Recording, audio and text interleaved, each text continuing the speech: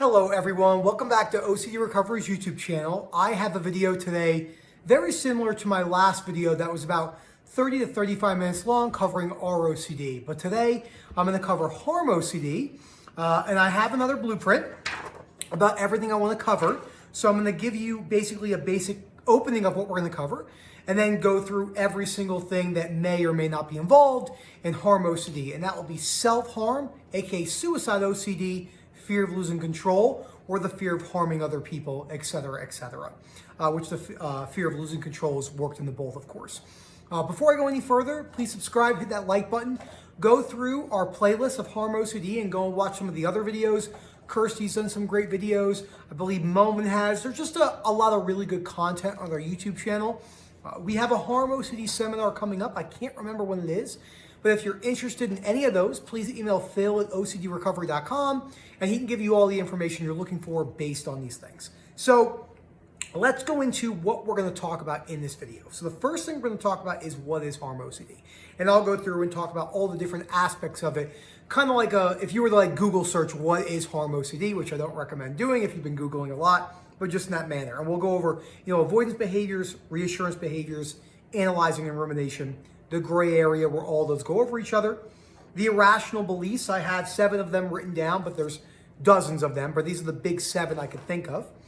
I'm going to read some stuff from the third book on the reading list, The Myth of Self-Esteem. This book is so vital and so important for OCD recovery, where morals and values and the fear of being a bad person is threatened, what we talk about in all those webinars.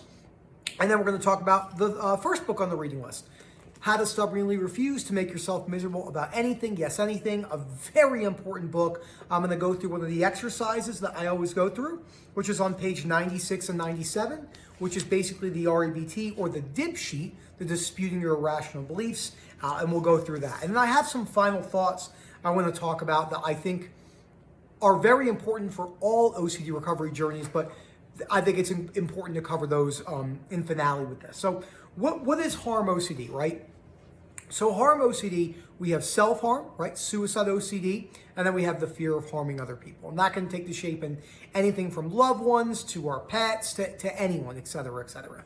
And inside that, we have intrusive thoughts, images, sensation, urges. Those are really the big things. One thing I've noticed working with a lot of the Harm OCD sufferers are those people, here comes Milo, my dog, those people are very prone to intrusive images, especially when loved ones or family members are inside of those fears, because it's the easiest way to scare someone. The best piece of advice I can give someone when they're going through any sort of OCD, when OCD is throwing something at you thinking, oh, this is why this is happening, because this is a value or a moral that I attach my identity to, and as that goes, that creates a whole new host of problems, because as you're trying to break down these fears that we're about to go into, OCD will morph and change things up and will convince you as much as it can to keep you in that fear cycle. And that's critical. That's really important. So inside of all of the OCD cycles, but obviously we'll keep this to harm, self-harm and harm. I'm just going to call it harm for the rest of the video. We have avoidance behaviors, reassurance seeking, analyzing, rumination in that gray area. So some of the common avoidance behaviors I was writing down and thinking of, now there's a lot of other ones besides this, but these are the ones I wanted to talk about specifically. Hiding knives and sharp objects, avoiding your children or loved ones, not going on vacations, not moving in or moving out of the house, putting yourself in a mental hospital. That's a hard one because that one goes into avoidance behaviors as well. And reassurance seeking, this is avoidance behaviors, but reassurance seeking, going in there, they will reassure you, many people. Many people do not understand OCD. It's not their fault. It's hard to understand. So I've talked to many people, including myself, who have gone into the mental hospital, come out regretting that they've gone in, now feeling guilt because they don't really know how to apply unconditional self-acceptance to themselves. And then that kind of is where that goes and goes and goes and goes. Thought switching is another type of avoidance, trying to distract yourself, unhealthily distract yourself. And then the reassurance statements, these are the big ones that are given to people, whether they're working with someone who doesn't understand OCD or that they're saying to themselves over and over and over again. And that is, am I a good person? Would you love me still if I did this? Am I going to be okay? Am I a good mom or a dad? And when someone says this to us, you're the least likely person to do that. So you're the least likely person to do that and you're a good person are the two biggest reassurance statements seen in Harm OCD or any other OCD where values and morals, HOCD, trans OCD, so forth and so forth. That is so critical to talk about because when someone has morals and values, those morals and values are usually attached to their identity. It's not uncommon for people to really have a hard time detaching from that whilst holding morals and values, but realizing it doesn't define their human being because the human being is far too complex, far too moving, ever-changing process and stuff like that. And then I like to differentiate between analyzing and rumination. I would go and watch my recent video. I came out today, August 24th, about why I differentiate between analyzing and rumination. There's a massive gray area. There's overlap between the two. But rumination being primarily automatic intrusive thoughts, images, sensation, urges. Say you have a fear of losing control related to a loved one. You walk in the house, you're feeling okay. You haven't seen them, you've been at work. As soon as you open the door and see them, all the intrusiveness hits you, kind of like I always talk about the furnace lights on fire. That's happening because the person is still scared of their worst case scenario. So it's understandable why those things are cropping up in that manner. And that's key. So that's really the background about Harm OCD, how Harm OCD operates, and some of the behaviors, reassurance seeking, avoidance behaviors that people are partaking in to keep that cycle alive. The most important thing I want to talk about, and this goes to all fears, but especially the harm fears, all the little tiny avoidance behaviors that you're doing, all the little tiny behavioral changes you don't want to make, that is all leading into that fear, even the smallest. The easiest example I could use is, let's say you really struggle with alcoholism. You drank 30 beers a day and you went down to 1.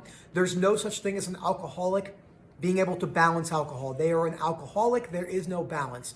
That's very difficult for people to accept, but that's the truth. Same thing with OCD. Compulsions and avoidance are our addictions. If you even leave the smallest one, that will fester and grow, and you'll have a whole new cycle with a whole new fear process of all different stuff. It's super important to cover that. So let's go over into some of the irrational beliefs. OCD is a fear disorder. Avoidance and compulsions and all those things we do to rid ourselves of anxiety are the catalysts that drive it. It's putting gasoline into the engine, right? So you're putting gasoline in, the engines go into the car, but the car, the engine itself, okay, or the driver of the car is the belief system, the irrational belief. The gas fuels the car so it can go. I'll use the person, but the person driving it, if there's no person, there's no cycle, the car can't go unless it's an automatic car. Totally different story. But that is the belief system, the irrational beliefs. And inside those irrational beliefs that we have, black and white, overgeneralization, all or nothing thinking, is the fear of losing control, the fear of being rejected by family, friends, and peers in society, the fear of losing a job, the fear of not knowing your true values and morals, the fear of being confused, the fear of the worst case scenario being true and then you being a bad person, which I wrote the fear of being a bad person, and the fear of going to jail. The fear of losing control and the fear of being a bad person are really big ones. So let me give you an example of why these beliefs are so important to cover. If you have a belief system that you will lose control, well, what people do is they'll say to themselves, well, only crazy people lose control. Or maybe someone will say to them, yeah, but you're not that person. You're not a psychotic person. Only psychos lose control. But, you know, if you're watching this and you help people with OCD, I understand why you say that, but that isn't going to work for chronic OCD. It's actually going to reassure them, and it's going to drive that cycle. You're not doing it maliciously. I always tell people, if you close your eyes for a day, you don't know what it's like to be blind, because you could open your eyes at any moment in time, and your brain knows that subconsciously. The only way to know what it's like truly to be blind is to be blind. The only way to know what it's truly like to have chronic OCD, to experience it, is to have chronic OCD. And on the other side of that, it doesn't mean people who have never had chronic OCD can't be helpful and apply tools. That is absolutely incorrect. I thought that for years. That's not true. But having the insight to OCD is very beneficial. Okay, so the third thing I want to talk about is the book, right? So on the reading list at OCDRecovery.com, under the resource tab, yes, none of the books have OCD in the title, but this is really important to go over a lot of this. This is the third book. It's a hefty book, okay? 300 and something pages. It's called The Myth of Self-Esteem, How Rational and Emotive Behavioral Therapy Can Change Your Life Forever by Dr. Albert Ellis. Now, first I wanted to give a background about who Dr. Albert Ellis was. Albert Ellis was a unique character. He passed away, unfortunately, in 2007. He was 93. He practiced all the way up until he was, I believe he died. He was still working, still doing his Friday night workshops. Originally, he did traditional Freudian, Rogerian, Carl Jung. Carl Jung was with Freud and then separated and went on his own way because Freud, from what I've read, was not the easiest person to get along with. Either was Ellis at times. Some people, when they're so passionate about things, they can kind of get in their own head and be blocked by that. That's something I think we all do naturally when we are so convinced about a passion or a belief system. And then this is why unconditional self-life, other acceptance is so important. So this book, there is a chapter in this book, chapter 4, which is, I'll go to it right now, Psychotherapy and the Value of a Human. This chapter will more than likely need to be read a few times. And I want to read the beginning couple paragraphs from this. I read this a lot in the Harm OCD webinars or the HOCD or Trans OCD. Almost all modern authorities in psychotherapy believe that people's estimation of their own value or worth is exceptionally important, and if they seriously go against themselves or have a poor self-image, they will impair their normal functioning and make themselves miserable in many significant ways. Consequently, one of the main functions of psychotherapy, it is usually held, is to enhance people's individual self-respect, ego strengthening, self-confidence, self-esteem, and feelings of personal worth or self-identity, so that they may thereby solve the problem of self-evaluation. But when people do not value themselves merely highly, innumerable problems result. So if they can't build their self-esteem, how many people you hear yelling about self-esteem, but you look at them and they're very conditional in the way they see things. Again, we all, no matter what, no matter how rational, how far you're in recovery, the farthest people, you could still go backwards, like an alcoholic can still relapse. Never forget that. That's why it's good to keep up with these tools. They frequently will focus so intensely on what a rotten person that they are, they will distract themselves from many false conclusions and many false realities and conclude that they're rotters, horrible people, so forth, so forth, so forth. Okay, I want to see if there was something else in here I wanted to read in here. Let's see. I think that's all I wanted to cover really in the book from a reading perspective, reading it to you. But if you noticed, in society, we have many people who believe about building their self-esteem. You have to build their self-worth. But think about what building your self-esteem entails. First of all, who would have perfect self-esteem? Let's start there. Someone who's never made a mistake. And as humans are fallible and will always make mistakes for the rest of their lives, it's important to realize that that's not a reality of what is more than likely going to happen. That is so key to cover because so many people make that mistake. So conditional self-acceptance, aka self-esteem, looks like this. Let's say you're at the fair, right? And this right here, this candle lighter is the hammer. And you know at the fair and you have to swing it down and the thing's got to go up and hit the bell. Well, you hit the bell and you're like, yeah, that's that boost of self-esteem, that boost of conditional self-acceptance, but it drops back down. Then you have to hit it again. So the continual search for self-esteem is something that's never long-lived unless the person is doing exceptionally well in all areas of their life. But as people lose jobs all the time, spouses die, kids die, car accidents, economic disasters, socioeconomic disasters, cultural disasters, tyranny, crazy other life events. It's important to realize that life will not give us the things that we always want. So in order to understand that, it's really key to realize that we don't need to attach our values to our goals and preferences, but what we can, goals and desires, what we do is we set a goal, right? Because people think, well, if you don't believe in self-esteem, then why set goals? That's a great question. Because I would like to be accepted by other people. I would like to reach my goals in work. I would like to, quote unquote, be a good husband. But as those things can never be substantiated in a mathematical or rational sense, I can set myself these goals. But the key to Stoicism and the key to the myth of self-esteem, which you'll read in the book, and the key to a good philosophical outlook is being content with who you are now, not needing anything else. If anything else comes, it's a benefit, but we don't need it. And that is so key to cover. And that is something that held me back so much in so many things, and we'll more than likely need constant work forever. But this book is so key. It's something I recommend to basically everyone. It's on the reading list for a reason. You'll probably have to read chapter 4 a few times. Take some notes. It's important to take notes, just how I prep for these videos now. The more efficient I want to be at these videos, I think it is good to have a background of what I want to talk about, because although I can kind of just go on the fly really well, I do think it's good to take it a little bit more seriously sometimes, especially when I'm doing these longer videos, and it makes a lot of sense. So the next thing I want to talk about is the first book on the reading list, and that book is How to Stubbornly Refuse to Make Yourself Miserable About Anything, Yes Anything.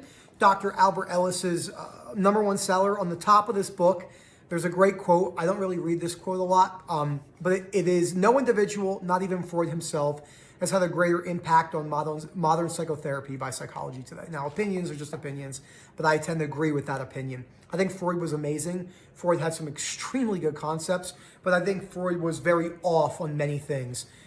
Freud was a big believer that the events in your life were the main things that cause you problems, but in my opinion, they're a determining factor and play a much bigger part in certain scenarios. You know, big, serious traumatic events, losing a loved one, stuff like that can really trigger OCD or PTSD and other sorts of stuff. But the belief system you hold on that is really what's keeping the cycle alive. So in this book, on page 96 and 97 is the REBT sheet, right? So I've talked about this in many different videos. Now, when you're doing this yourself, it is very important to write these out and go through it methodically, look through them, and realize that taking a proactive approach to your disputing homework goes a very, very long way. Now, let's break down probably a common one, right? Or the most common one. The fear of losing control and or the fear of being a bad person with Harm OCD. So you have A plus B equals C. Activating events, belief systems, irrational beliefs, and consequences. And if you see me talk about this a lot, sorry if it's redundant, but it's really important to cover. There are two aspects in the consequence. You have the adaptive behaviors, the maladaptive behaviors, and the maladaptive unhelpful negative emotions and major dysfunctions. Inside those unhealthy negative emotions that perpetuate all sorts of emotional disturbances, we have anxiety and fear, shame and embarrassment, rage and anger, guilt, depression, problematic jealousy, problematic envy, and problematic hurt. If you want to hear me break down more problematic jealousy and problematic envy, because I do think there can be healthier versions of jealousy and envy, watch the ROCD video I just did, I go into that. And the maladaptive behaviors are all your avoidance compulsions, social anxiety, avoiding people you love, not taking care of yourself, not exercising, so forth, being very, very aggressive. So let's go into the activating event and just put in Harm OCD, right? I haven't really focused a whole lot on self-harm, but I will throw that in here as well, the fear of losing control. Just to give a little foresight, people who have suicide OCD and self-harm type fears, when they're looking at objects, it will feel as if they are actually about to hurt themselves at any second. That's how real it feels to the sufferer. When they look at a loved one and they have the fear of losing control, they feel as if they're going to lose control that very second. And that scares the ever-living fuck out of them, understandably so, like it scared me so bad to where I, unfortunately, I didn't have anything but compulsive and avoidance behaviors. So let's look at the belief systems, the irrational beliefs. So this is the unhealthy side. This is where you start. So you have demands, awfulizing and catastrophizing, frustration, intolerance, self-downing, other-downing, and life-downing. And inside those demands, we have must, shoulds, oughts, awfulizing, I can't stand it, I'm a horrible person, they're a bad person. So what would the belief be? If I lost control and or harm myself or harm someone else, I am a terrible, horrible, evil, rotten person. By the way, religious OCD can be very much intertwined with this. Nothing wrong with having faith, but those demands and shoulds and 100% absolutistic just belief systems you're throwing on yourselves can be really problematic. And then you go over into, say, severe panic, anxiety, depression, anger at the world. You see other people, they don't have OCD, like all that stuff. You could pause that when I made that face. Like, that's what we do to each other. We pause it and make fun of each other and make gifs. Paul Little and I and Rob. It's really funny. And Moment. Social avoidance. Maybe you're not going around your loved ones, so forth and so forth. Always remember, not to get off track for a second, but this is so key. Laughter. Watch some comedy. Make some fun of yourselves. Joke about it. Brings things down, can kind of take an onion layer off. If we can't joke about OCD and we're so serious about other people misinterpreting OCD, you won't recover that way, I promise you. We need to really work on that. So now we look at our disputing, right? The fear of losing control and or the fear of being a bad person. Now you have the first question, which is a great question. Where is holding this belief getting me? Is it helpful or getting me into trouble? Well, obviously it's not helpful because it's perpetuating the OCD cycle. That one's pretty obvious, right? Where is the evidence to support my irrational belief? Is it really awful? Is it really 100% bad? The worst thing ever? Well, probably not. Because there's other things out there, if you watch history, if you educate yourself in other manners, it's not as horrible as we'd imagine. It's frustrating, and acceptance doesn't mean agreement, which we're going to talk about after this, but it is really key to realize that you can stand it. It's not as awful as we imagine. We're lucky to live right now. Okay, could I really not stand it? Of course you can stand it because you're living here right now. That's key. That's so important to realize that. Am I really a totally bad person? Well, there's no such thing in a rational sense as a totally bad person. Because if there was someone who was totally bad, that means they've always been bad. They were bad from the moment they were born. This is a really trippy thought to think about. Think about, a world famous serial killer like Ted Bundy, Gary Ridgway, the Green River Killer, John Wayne Gacy. When you look at some of these people when they were younger, like when they were kids, were they evil when they were 2 years old, smiling in baby photos? There's no way to substantiate it. They have a belief system, genetics, lifestyle factors, everything leading up to it, and then they act it out that way. Just the way it is. Breaking that down will be key. And the last one is it logical or does it follow my preferences? It obviously doesn't follow your preferences because your preference would be I would prefer to not lose control. I would prefer to know the outcomes of my life, but you're never going to know the outcomes of your life. You're never going to know if people are going to judge you. You're never going to know any of those things. And the reason why I want to segue into agreement doesn't mean acceptance is because when agreement doesn't mean acceptance, but the way the world operates is agreement means acceptance. So what do we mean by that? In their mind, people think, okay, in order for me to accept you as a Christian, as a baseball player, you have to agree with it. Oh, you don't like baseball? Silly example, but you don't like baseball? I can't agree with you. Oh, you're not a Republican? I can't agree with you. Oh, you don't have this belief system? I can't agree with you. But what that's doing is that's perpetuating the belief system that life needs to cater to you and that people must agree with you, okay? And that is something that really, really, really, really causes a lot of problems. So those are key. Always remember, this book is key. You'll want to read both of these fully, but the first book right here that I talked about, The Myth of Self-Esteem, third book on the reading list, Chapter 4 is super key. Super, super, super key. And there are a couple other things I want to talk about, just kind of like toucher-uppers. There's no deadlines and no rules in recovery. In rules, I mean, there's no... OCD can morph, change, switch around, do whatever it wants. That is so, so, so key to look at because it's going to do whatever it wants to do. And if you're scared of something, it's probably going to go to that. And there's no deadlines in recovery. That is so key to realize. Expecting it to morph. Many people, including myself, are like, oh, why is it morphing? I don't want this to morph, but expect it to morph. That is so key, so key. Conditional beliefs run deep, so it won't be easy to break down to unconditional self-acceptance, but you can do it, but it won't be easy. And you're gonna wanna put the work in. Putting the work in is so key. So I hope you guys enjoyed this video covering basically all these different facets of Harm OCD. If you have any questions, please ask down below. We have a great other bunch of playlists. There's so many other things and stuff like that. Sorry, I was just getting the call. And never forget, that there's a lot of hope out there.